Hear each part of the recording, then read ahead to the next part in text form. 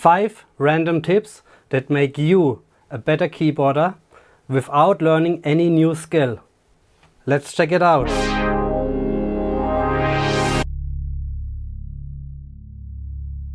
Welcome to the second video of this series, where I present 5 tips in each video of my current knowledge which I gained with playing more than 30 cover bands.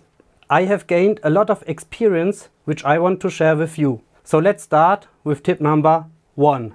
When you learn a new song and you play it with your band, you should consider to re-listen to this song after you have played it several times with the band. And I can tell you, you will hear some things in the song, in the original recording, which you did not hear in the first place.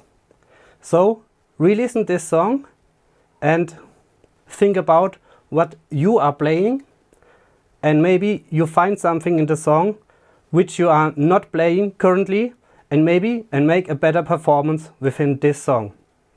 Tip number 2. You should create a storage location for each and every song. In the past I was using some standard locations for the songs, means I have a program which only contains piano and I use it for 10 songs or 20 songs or whatever. But I get rid of it. I'm now creating for each and every song its own program, because your bandmates will request changes, and it's always the case, and you know it. In the rehearsal or after the concert, they're asking you to maybe add a layer here, add a string there, but you are using a standard location of your keyboard, so you cannot easily override it, because you would change all the other songs also. And to avoid this, from the first place, create a new setup, create a new scene, or whatever it is called, and you are good to go.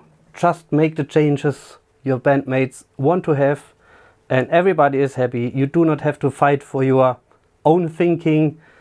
It's just easy to align and to be flexible then. Tip number 3. You should use as less standard sounds as possible. For example, piano. I am playing on the stage 3 types of piano only, which is a standard piano for all full band songs. Then I have a piano which I use for solo performance or piano and voice. And then maybe I use upright piano, and that's all. I do not have any more pianos, because for the simple reason, your sound technician needs to bring you within the band context in a good place in the mix. And if you come up with each and every song with new piano sounds or new string sounds, it is a hard time for him. So you really should focus on your best sounds you can provide and use them over all the songs. Of course, you need to add the song-specific sounds. This is no question, but don't start to put a different piano for each and every song, or use a different Rhodes or whatever. It will make the life of your sound technician much easier, and also your band members will enjoy it, that they have a constant sounding keyboard on the stage. Tip number 4. You should have some kind, I name it baseline sound, which I use to compare the sound level of each and every program for each and every song. This makes it much more easier to align the sounds. In my case, I have chosen the piano sound, the main piano sound, and I will compare it. I play the piano, and then I play the new song which I'm programming, and then I go back to my bass line and do a forth and back to just get the right level in volume for my new performance sound. So if you like the tips so far, you should consider to subscribe to the channel, because it will keep my motivation up to create more videos like this one, and also to keep the channel running with other content.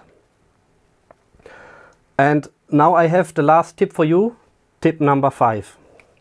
Within your keyboards, depends on the size of the keyboards, you have some free area where it's only plastic, for example with the Phantom here, and also with the Nord lead here on the top. And you should use this space. I mean, it's lost. It's lost. It's just lost. Maybe you saw it in my rig rundown video.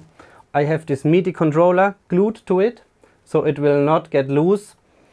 And the best thing, it fits in the hard case, so I do not need to disassemble it. I can just keep it here, connect the cable, and I'm ready to go. So no big extra effort, and I can really use this space, which is just empty otherwise. And also on the Phantom here, I have a small space here right next to the mod wheels, and I use this to place my phone. And I also explained it briefly in the rig rundown. I use this phone with a MIDI app, so I can control the keyboard switch groups and also the drawbars of the organ. So these were the tips for today. If you enjoyed the video, you should subscribe, and of course do not forget to hit the bell.